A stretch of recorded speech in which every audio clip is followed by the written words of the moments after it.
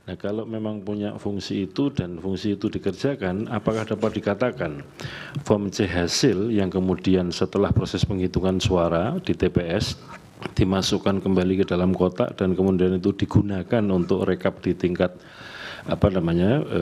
PPK atau tingkat kecamatan, dapat dikatakan bahwa itu sudah merupakan hasil koreksi yang juga di dalamnya disaksikan oleh Panwas TPS atau bahkan Panwas TPS yang melakukan koreksi.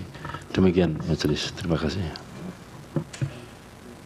Silakan Prof dijawab singkat-singkat saja. Baik, terima kasih Yang Mulia.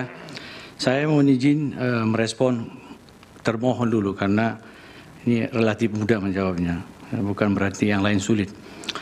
Apakah ada pengawas TPS? Ada. Bagaimana mandat undang-undang kita, setiap TPS kita itu ada 1 orang pengawas TPS.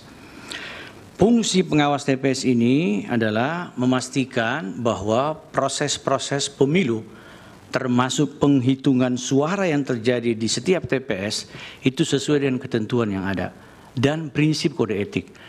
Jadi kalau misalnya ada koreksi, ada kekeliruan dari petugas KPPS, maka pengawas TPS punya wewenang untuk melakukan koreksi.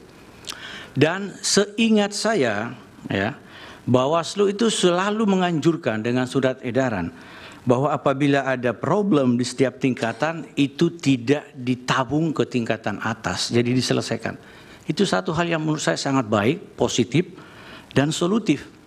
Jadi Bawaslu memberikan edaran kepada jajarannya, kalau ada masalah di TPS, ya diselesaikan di TPS. Kalau perlu jangan mengisi berita acara kalau masalah itu bisa selesai. Terkecuali, ya, karena saya juga beberapa kali diajak diskusi oleh teman-teman Bawaslu terutama, terkecuali kalau pengawas TPS sudah menyampaikan keberatan, ya, dan itu mungkin tidak mendapat respon dari petugas KPPS setempat, dan keberatan itu punya atau kuat unsur koreksi positifnya, maka disiapkan form untuk mengisi itu. Ya. Tapi sekali lagi Bawaslu selalu mendorong jajarannya supaya dengan cara-cara tetap tegas dan santun tadi sebagaimana pengantar saya untuk melakukan koreksi.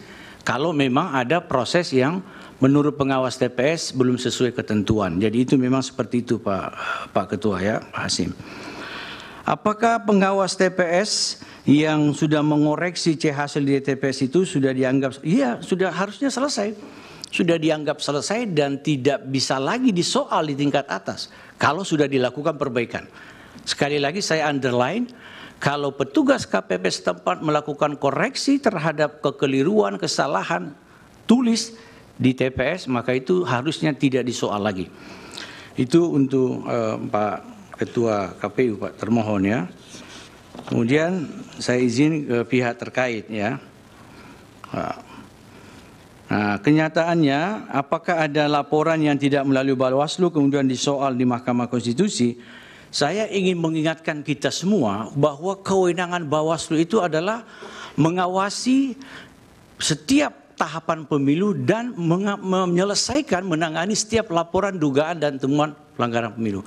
Jadi pemahaman saya, semua hal yang diduga sebagai pelanggaran pemilu pintunya wajib melalui Bawaslu. Bawaslu punya instrumen peraturan Bawaslu, kalau tidak keliru nomor 7 tentang temuan dan laporan, akan mengkaji bahwa apakah laporan masyarakat ini masuk kategori pelanggaran administrasi, pelanggaran pidana, atau sengketa atau pelanggaran kode etik. Itu Bawaslu sudah mengatur dengan sangat detail, sehingga hasil atau produk kajian Bawaslu itu sudah jelas address-nya.